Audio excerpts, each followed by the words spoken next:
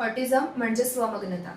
तर आता स्वमग्न म्हणजे काय? जी मुलं स्वतःमध्ये खेळण्यात त्यांना जास्त आनंद वाटतो किंवा स्वतःमध्ये खेळण्यात रमलेली असतात. त्यांना बाहेरच्या जगामध्ये काय चाललंय किंवा एन्व्हायरमेंटमध्ये काय सुरू आहे, त्यांच्या आजूबाजूचं जग काय आहे याच्यामध्ये जास्त इंटरेस्ट नसतो. आता ऑटिझम या आजाराची काय लक्षणं असू शकतात? म्हणजे तुम्ही असं कधी म्हणू शकता की माझ्या मुलाला ऑटिझम आहे. तर आता मूल जेव्हा पाळण्यात असतं किंवा एकदम लहान असतं, 1 वर्षाचे 1.5 वर्षाचे, तेव्हापासूनच जनरली आपलं पहिलं जे सोशल इंटरॅक्शनचं किंवा कम्युनिकेशनचं साधन जे आहे ते डोळे आहेत. तर डोळ्यांथ्रू आपण आय कॉन्टॅक्ट देतो.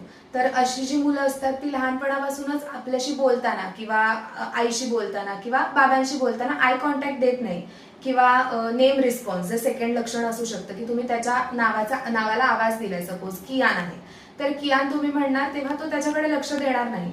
तर हे एक सेकंड लक्षण असू शकतं. त्याच्यानंतर बिहेवियर इश्यूज या मुलांमध्ये दिसून येतात.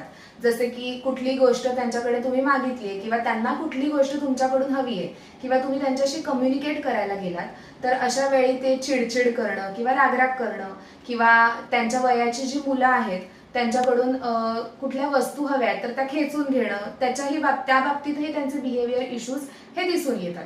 त्याच्यानंतर आणखीन एक कम्युनिकेशन जे आहे त्याच्यामध्ये verbal communication, non verbal communication हे 2 टाइप्स असतात. आता नॉन व्हर्बल कम्युनिकेशन म्हणजे काय? तर आपल्या चेहऱ्यावरचे जे एक्सप्रेशन्स असतात किंवा हावभाव असतात.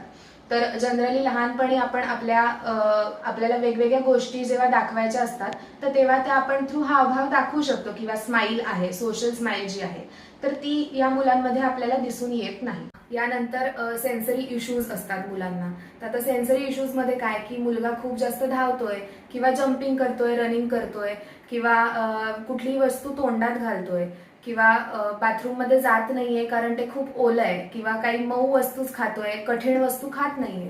तर अशा मुलांना सेन्सरी इश्यूज असू शकतात. तर ही जी सगळी लक्षणं मी आता सांगितली या ही सगळी लक्षणं जर तुम्हाला तुमच्या मुलामध्ये दिसत असतील, ही लक्षणं जनरली वयाच्या 2 ते 3 वर्षापर्यंत ऑटिझम असणाऱ्या मुलांमध्ये दिसतात.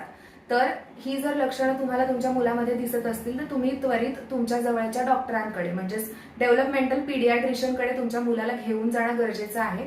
आणि त्याच्यानंतर त्याच्यासाठी जी अप्रोप्रिएट थेरपी आहे, ऑक्युपेशनल थेरपी किंवा sensory integration therapy, behaviour therapy, जी काही तुमच्या मुलाला गरजेची आहे ती वेळच्या वेळी स्टार्ट करणं आणि त्याच्यानुसार पुढे जाणं ही तितकंच महत्वाचं आहे.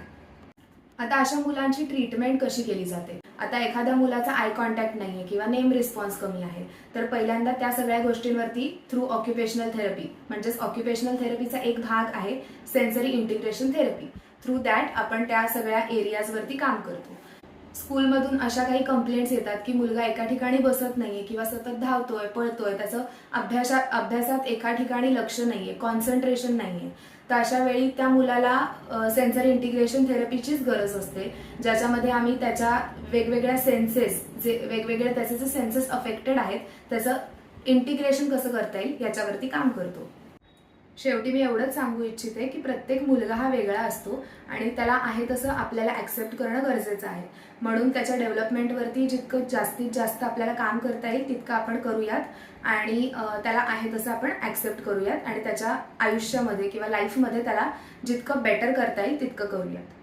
धन्यवाद.